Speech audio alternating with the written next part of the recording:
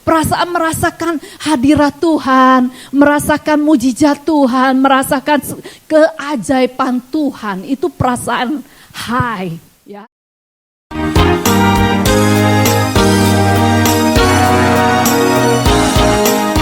Hari ini saya mau sama-sama kita belajar. Kita udah melewati merayakan hari kebangkitan Tuhan Yesus sudah 2 minggu ya.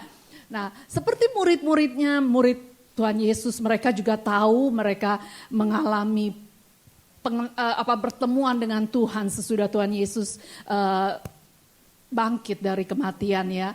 Mereka lewati 1 hari, 2 hari, 3 hari. Dan sehari ini saya mau kita sama-sama belajar di Yohanes 21. Di mana murid-muridnya sudah tahu Tuhan Yesus sudah bangkit. Tetapi mereka dalam keadaan ya saya beri judul sarapan dengan Tuhan. Ya kalau misalnya kalau dalam bahasa Inggrisnya itu namanya breakfast meeting ya. Itu breakfast meeting itu tuh sebenarnya itu suatu hal yang luar biasa. Kebanyakan kalau orang-orang yang kedudukannya udah tinggi gitu ya. Mereka waktunya tuh mepet banget kan. Lari dari satu meeting, satu pertemuan ke pertemuan yang lain. Dan kalau mereka mau memberikan seseorang pertemuan di breakfast di pagi hari itu berarti dia tuh memperlakukan orang yang mau dia ketemuin itu tuh suatu privilege, satu kehormatan saudara.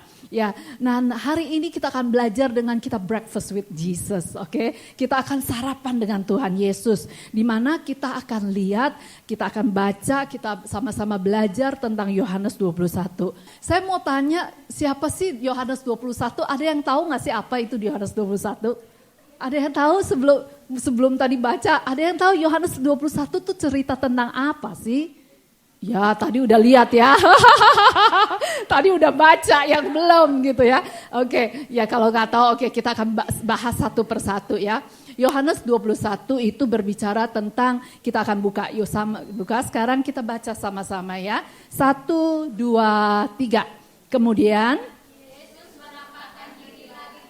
murid-muridnya di tepi danau Galilea, peristiwanya begini, beberapa orang di antara kami ada di sana.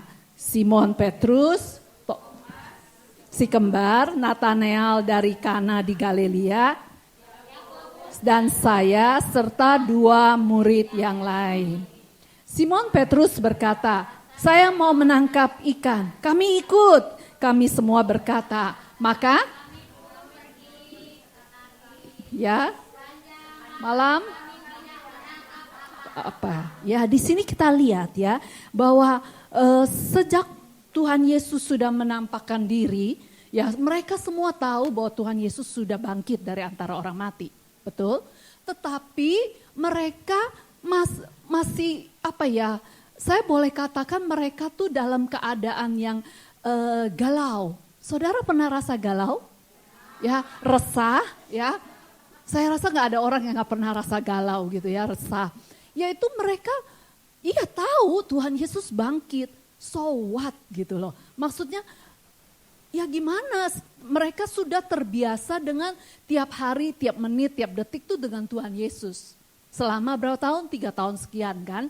Ya tiba-tiba mereka harus berhadapan di mana transisi. Waktu transisi di mana mereka tidak lagi harus dengan secara fisik mereka ketemu Tuhan Yesus setiap saat. Ya, melihat pekerjaan yang besar, mujizat-mujizat. Dalam, boleh saya katakan mereka selalu di dalam atmosfer yang high. Ya, tahu nggak high apa? Ya, tinggi itu maksudnya apa sih? Tinggi naik ke tempat tinggi? No, maksudnya adalah atmosfer perasaan mereka tuh selalu di atas gitu ya. Pada saat saudara kalau mau merasakan high ya, tapi yang jeleknya saya nggak mau ngomong deh ya. Udah tahu dia. Oke, biasanya waktu kita memuji menyembah Tuhan ya, kita merasakan pujian yang seperti tadi ya, yang sebelum firman itu sepertinya kita naik ke awan-awan yang tinggi, itu perasaan itu. Ya, perasaan merasakan hadirat Tuhan, merasakan mujizat Tuhan, merasakan keajaiban Tuhan, itu perasaan high. Ya, jangan high yang pakai cara yang lain ya saudara, oke? Ya, high di dalam Tuhan. Mereka selama 3,5 tahun, mereka merasakan perasaan high. Ya, perasaan yang di awan-awan yang tinggi ya bersama Tuhan. Tiba-tiba mereka dalam sekejap Tuhan Yesus nggak ada, ya mereka harus melewati di mana Tuhan Yesus sedang mengajar mereka bahwa biarpun aku nggak bersama kamu secara fisik, tapi aku bersama engkau di dalam dirimu. Ya, biarpun waktu itu mereka belum disuruh untuk menantikan Roh Kudus, ya itu masa-masa transisi itu masa yang paling sulit, saudara. Ya. Pernah saudara rasakan masa transisi di mana seperti itu, mereka yang 3 tahun lebih mereka bersama Tuhan melihat hal-hal yang besar, tiba-tiba sekarang disuruh nggak tahu ngapain. Ya, tahu Tuhan Yesus bangkit, tahu gitu ya, udah lihat, udah dikasih tahu, tapi mereka nggak kayak kehilangan arah. Ya, mereka kehilangan kerjaan saya udah tinggalin gitu ya, bisnis udah saya tinggalin bersama Tuhan, sekarang diem ini mau ngapain mereka nggak tahu. Mereka dalam kehilangan arah, mereka kehilangan tujuan ya, dan itu juga terjadi mungkin di hari-hari ini kita ya seperti mereka itu. Sehingga Tuhan Yesus, waktu saya di sini katakan beberapa orang di antara mereka berkumpul, di dalam terjemahan baru itu berkumpul ya. Kita lihat Tuhan Yesus selalu menampakkan diri pada saat ada kumpulan. Ya, katakan di dalam Alkitab yang ini adalah bila engkau 2 atau 3 orang berkumpul, aku hadir. Ya, itu keajaiban Tuhan bahwa kita perlu berkumpul. Ya, seringkali kita merasa sekarang udah begitu enak, internet ada, Google ada, YouTube ada, sosial media ada. Kita seringkali merasa saya di rumah pun bisa ibadah. Ya, tetapi di sini kita lihat memang di rumah kita bisa ibadah sendiri dengan keluarga bisa. Tetapi kita melihat di sini berkumpul di mana 2-3 orang berkumpul, Tuhan hadir. Tuhan menampakkan dirinya. Jadi jangan saudara? Jangan meninggalkan ibadah. Karena ibadah memang kadang-kadang merasa ibadah males lah, saya juga bisa ikut YouTube kok, nanti disiarin juga gitu kan. Tetapi beda ya, ibadah dengan kita bersama-sama berkumpul secara fisik, ya kita 2 tahun 3 tahun udah merasakan itu sendiri di rumah.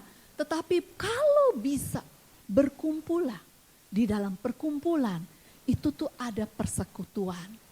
Ya, di dalam perkumpulan Tuhan akan hadir. Amin. Ya, di sini dikatakan di ayat 3 adalah Simon Petrus berkata, dia yang paling galau lah ya, saudara mungkin bisa tahu ya, dia yang paling galau. Kenapa? Karena dia merasa bersalah. Ya, karena dia merasa Tuhan udah, karena secara pertemuan yang lain-lain Tuhan nggak pernah mengadres, ya nggak pernah menunjukkan kepada Petrus. Jadi dia merasa, ya pernah nggak saudara merasakan saudara misalnya biasanya di kumpulan, misalnya di dalam kul atau di ini, saudara ada berbuat sesuatu yang salah gitu ya mungkin. Terus entah gembala saudara, ya saudara hadir tetap aja hadir gitu ya, dia tetap nggak pernah marahin atau apa. Tapi saudara dia nggak pernah memanggil atau mengadres atau menunjukkan masalah atau apa kepada saudara. Ya itulah Petrus. Di dalam pertemuan 1-2 kali ya, Petrus, Tuhan Yesus tuh nggak pernah bilang Petrus ini enggak. Ya, jadi dia merasa lebih bersalah lagi. Mendingan kalau gitu lu marahin gitu ya, lu marahin lebih enak bukan? Ya, saudara ngerti maksud saya bahwa kadang-kadang kita udah tahu salah, udah gitu didiemin, bukan? Nah, kita nggak tahu yang kita melakukan kesalahan itu apakah dia memaafkan kita apa enggak, dia nggak ngomong, nggak punya ekspresi. Kita tambah lebih bersalah, kita malah lebih suka kalau dia marahin kita. Iya kan? Nah, itulah perasaan Petrus. Sehingga saking galaunya dia bilang, udahlah aku mau pergi menangkap ikan. Terus yang lain-lain ya udah memang sama-sama galau gitu ya. Oke, aku ikut aja gitu ya. Nah, di ayat sini kita kelihatan adalah murid-murid yang sedang resah. Ya. Poin pertama adalah murid-murid yang sedang resah. Kalau kita tahu resah dalam bahasa Indonesia, kalau kita lihat adalah resah ya, resah seperti galau lah ya, mungkinnya bahasa ininya. Saya cek di kamus bahasa Indonesia, kamus besar dikatakan resah itu arti dengan gelisah, ya. Rasa gelisah, duduk salah, tidur salah, makan salah, minum salah, itu gelisah ya. Tidak tenang ya, nggak tenang aja, pokoknya nggak tenang gitu. Mau dimanapun nggak tenang gitu, itu rasa resah, gugup ya, ya seperti sekarang kali saya ya. Juga serba salah ya, ya tadi seperti gelisah serba salah. Yaitu pokoknya duduk salah, tidur salah, segala macam salah. Sehingga dia memutuskan untuk memancing ikan, ya pergi memancing, ikan. Nah, kita lanjutkan di ayat keempat. Ketika fajar menyingsing, kami melihat seorang laki-laki berdiri di tepi pantai. Ayo kita baca sama-sama ya supaya masuk ya. Yuk. Tetapi kami tidak dapat siapakah dia. Orang itu berseru, belum, jawab kami. Kemudian ia berkata, jala, kalian di sebelah kanan perahu, maka kalian akan mendapat banyak ikan. Kami melakukan apa yang dikatakannya, dan ikan yang kami tangkap, sehingga Oke, terus ayat ke-7 dan ke-8 terus katakan, kemudian saya berkata kepada itu Tuhan. Mendengar itu, Petrus mengenakan bajunya sebab ia tidak berbaju. Kemudian melompat ke dalam air dan berenang ke tepi. Kami tinggal di dalam perahu dan yang penuh dengan ikan. Kira 100 meter. Amin. Oke, mereka semua dalam keadaan galau ya, dalam keadaan galau. Tetapi poin kedua yang saya mau ngomong di sini adalah kedekatan akan membuat kita lebih cepat sadar. Ya, siapa itu yang menunjukkan kepada Petrus itu Tuhan? Siapa? Yohanes yang menulis buku kitab ini, Yohanes yang saya ya, dia tadi katakan, kemudian saya berkata kepada Petrus, itu Tuhan. Ya, itulah keuntungan ya, ke benefit dari kita dekat dengan Tuhan. Ya, semua kita pasti akan mengalami hal-hal di mana saat kita pada saat masa-masa transisi kita akan mengalami galau, kita akan mengalami nggak tahu mau ngapain, nggak ada tujuan, nggak ada kehilangan arah. Ya, pernah saudara merasakan kehilangan arah dalam hidup ini? Ya, nggak tahu mau ngapain, ya tetap aja makan tidur ya tetap ya makan tidur kerja tetap. Tapi kita bisa kadang-kadang merasakan kehilangan arah. Nah, semua akan merasakan itu, semua. Tetapi orang-orang yang dekat dengan Tuhan, yang sering ada keintiman dengan Tuhan, pada saat galau pun sadarnya lebih cepat dibandingin yang lain. Karena yang lain masih mung caca, tahu saudara mung caca? Ya, yang lain masih, oh ya, ya tapi Yohanes karena kedekatan. Sehingga betapa pentingnya kedekatan, betapa pentingnya keintiman kita. Ya kadang-kadang di dalam satu kelompok orang, kita sama-sama kebingungan, kehilangan arah. Ya ya kadang-kadang di dalam menara doa misalnya ya, dalam kumpul kita berdoa. Ini doa keliling, namanya doa, bukan doa keliling, bukan. Tapi doanya, nyanyinya keliling gak bisa naik-naik gitu loh ya. Tapi orang yang dekat dengan Tuhan, yang intim, yang rohnya sudah terlatih, mereka mungkin juga bisa ikut-ikutan gitu ya, ikut-ikutan ngeliling, nggak naik-naik gitu ya. Pernah ngerasain? Ya, waktu kita doa sama-sama, nyanyi lagi, nyanyinya puter lagi, nggak tahu kemana-mana, tapi nggak bisa naik gitu loh, nggak bisa, ya itu bahasa spiritual kali ya, nggak bisa naik, nggak bisa nerobos gitu loh, ya. Tapi orang-orang yang sudah terlatih karena kedekatan, karena keintiman, mereka bisa tahu, oh ini harus diapain gitu loh, ya. Nah, kan yang lain ya masih ikutin aja, ya puter sampai habis waktunya juga udah. Tapi kedekatan, ya kedekatan itu akan membuat kita lebih cepat sadar, ya bahwa itu Tuhan loh yang mereka nggak lihat, yang mereka lihat adalah nggak ada ikan loh. Kok bisa, ya sepanjang malam kok bisa nggak ada ikan?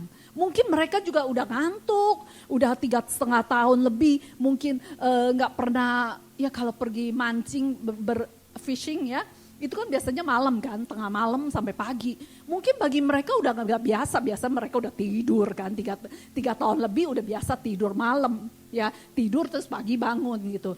Ya mungkin udah kayak ini, udah begini, ya tambah lagi galau, tambah resah, ya udahlah gitu ya. Tetapi kedekatan Yohanes, kita lihat kedekatan dia dengan Tuhannya membuat dia lebih sadar daripada yang lain. Amin. Yuk ketiga adalah kita baca lagi yuk di ayat 9, 11 sampai 11. Ayo. Ketika tiba di tepi, yuk baca sama-sama. Kami melihat api dan ikan sedang dipanggang di atasnya dan juga ada roti. Bawalah beberapa ikan yang baru saja kalian tangkap, kata Yesus. Simon Petrus pergi dan menarik jala ke pantai. Menurut hitungannya ada 133 ikan. Ya, terus sekarang terus sekarang silakan sarapan, kata Yesus. Dan tidak seorang pun padanya, apakah ya benar-benar Tuhan, sebab kami yakin akan hal itu. Kemudian Yesus berkeliling memberikan roti dan ikan kepada kami. Ini adalah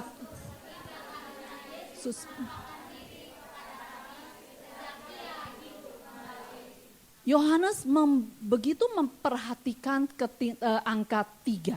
Ya, di dalam pasal ini kita lihat angka 3 itu punya arti yang signifikan, yang punya arti yang berarti ya. Di mana kita lihat ya, tadi 3 kali menampakkan diri, terus udah gitu apalagi ada ntar kita ada lihat ya 3 kali lagi. Sehingga angka 3 bagi Yohanes yang mencatat ini adalah dia tahu itu tuh angka yang signifikan ya. Nah 3 angka 3 dalam bahasa Ibrani itu berarti keutuhan ya, keutuhan ilahi, tuntas, maksudnya melakukan pekerjaannya sesuatu tuh selalu tuntas ya. 3 artinya tuntas. Arti ketiga yang lain adalah sempurna. Jadi angka 3 bagi orang Yahudi itu satu angka yang sempurna, yang utuh, yang tuntas ya. Di mana sehingga begitu Yohanes begitu menekankan angka 3 itu ya. Dan di sini kita lihat penampakan menurut catatan Yohanes, penampakan Tuhan Yesus itu 3 kali. Yang pertama adalah di mana hari kebangkitan Tuhan Yesus ya, kepada Maria dan murid-muridnya. Pagi-pagi kepada Maria, sesudah itu malam hari dia murid-muridnya sedang berkumpul, Tuhan Yesus nampakkan diri lagi, dan 8 hari kemudian ya, yaitu penampakan yang kedua, yaitu kepada Thomas. Waktu itu yang penampakan hari pertama Thomas nggak ada di sana. Ya, Thomas katakan kalau aku tidak melihat lubang di tangannya dan mencucukkan di ininya, aku nggak akan percaya. Ya, Tuhan Yesus itu Tuhan yang sangat baik dan setiap penampakannya pasti ada tujuan.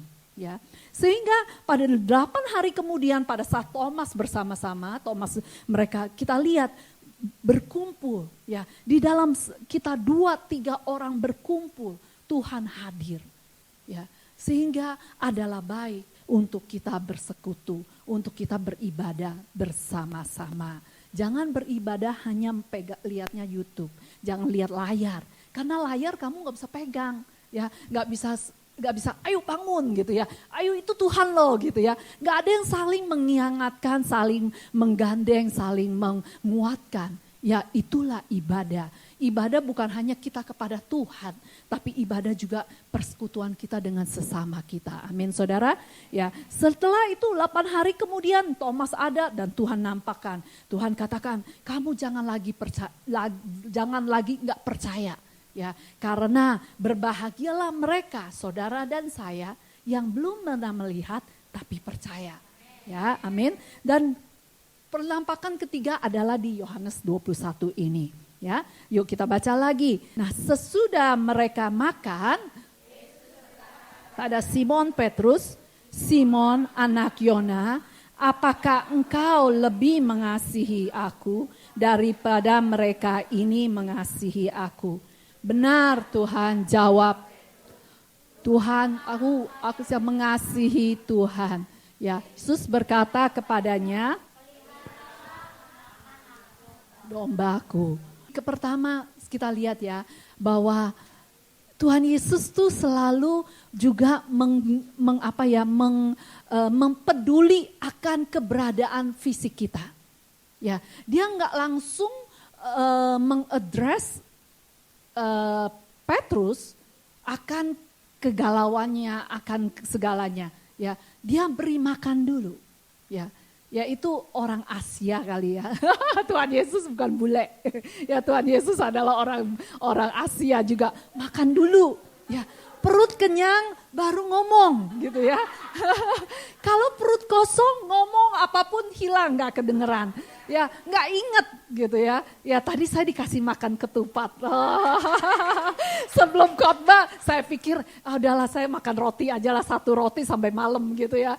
Tapi puji Tuhan di sini ada ketupat. Wah saya bisa nikmati ketupat juga ya di hari lebaran ini. Ya kita lihat Tuhan Yesus sebelum dia menegur orang. Ya sebelum dia mengadres problem-problem kita. Dia pasti dia memberi makan mereka dulu, ya. Dan pada saat itu sesudah kenyang baru kita ngomong. Ini artinya apa saudara? Adalah pada saat kita belajar dari ayat-ayat ini adalah pada saat kita mau menegur atau mau berbicara sesuatu kepada seseorang yang agak berat gitu ya. Ngajak makan.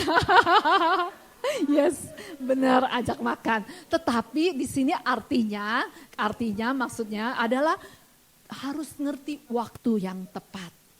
Jangan selalu nyerocos gitu ya. Kadang-kadang kita tuh nggak ngerti. Pokoknya di dalam ada apa langsung mau ngomong gitu. Tapi kita perlu minta hikmat.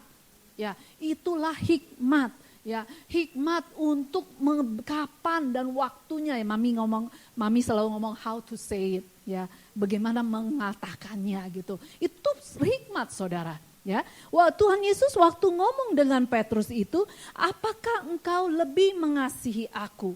Ya, kasih ini Tuhan menanyakan kepada Petrus adalah apakah engkau agape? Ya, agape ini adalah kasih yang memang tinggi gitu ya, kasih yang nggak bersyarat gitu, kasih yang mengabdi, ya kasih yang mengabdi kepada Petrus.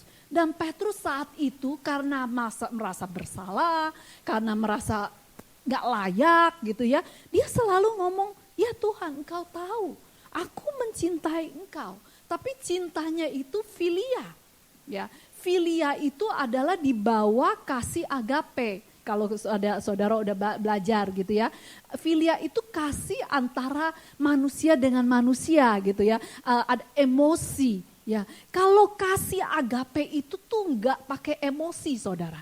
Ya, maksudnya adalah kasih yang pokoknya dia apain saya ya saya tetap mengasihi. Itu tuh kasih dari Bapa. Ya, memang nggak gampang. Ya. Dan Petrus katakan, engkau tahu Tuhan, aku mencintai engkau, aku filia kepadamu Tuhan. Ya, dan dia katakan, Tuhan katakan, kalau engkau ya mengasihi aku, ya peliharalah kan kata dia kan, peliharalah itu beri makan anak-anak dombaku. Ini dia mau memberikan kepada Petrus satu panggilan bahwa kalau engkau mengasihi aku, peliharalah domba-dombaku. Ya, hari ini Tuhan mau bertanya kepada kita, apakah engkau agape kepada aku? Ya, agape, saya tahu agape nggak gampang. Kita nggak bisa ngomong, Tuhan aku agape dengan engkau. Tapi kadang-kadang kita nggak bisa agape dengan Tuhan. Kan Tuhan katakan kalau engkau mengasihi aku, engkau akan mengikuti perintah-perintahku. Itu tuh bagaimana kita mengasihi Tuhan itu dari ketaatan kita. Dia melihat ketaatan kita sebagai kasih. Ya. Kalau kita hanya mengasihi Tuhan dengan filia, filia adalah kasih antara manusia dengan manusia. Di mana manusia itu tuh bisa menyakiti. Manusia bisa salah paham. Manusia bisa melukai kita. Filia itu adalah kasih di mana kalau engkau mengasihi aku mengasihi engkau.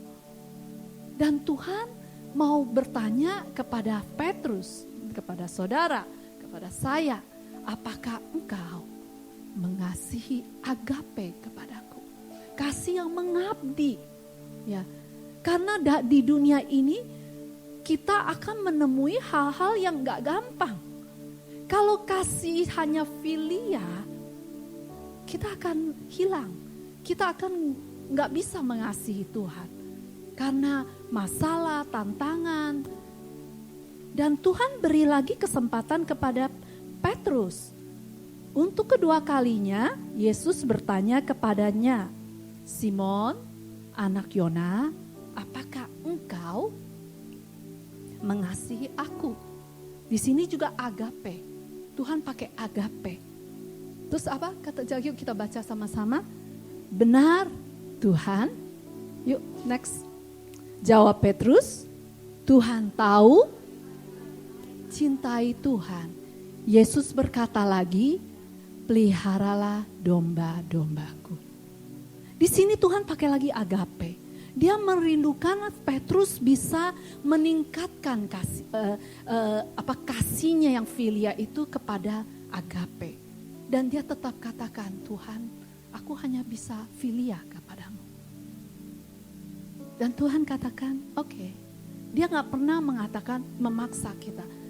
Ya, Tuhan gak pernah memaksa kita untuk mencintai dia.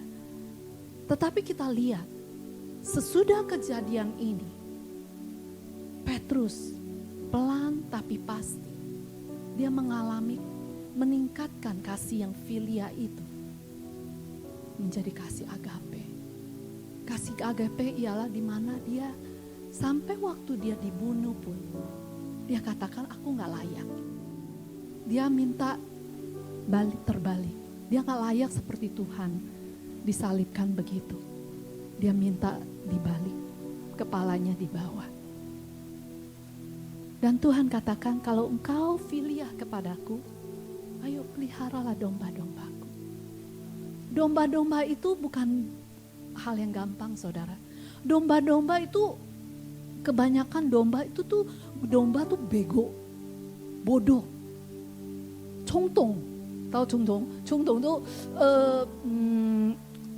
emosian, ya, dan nyebelin,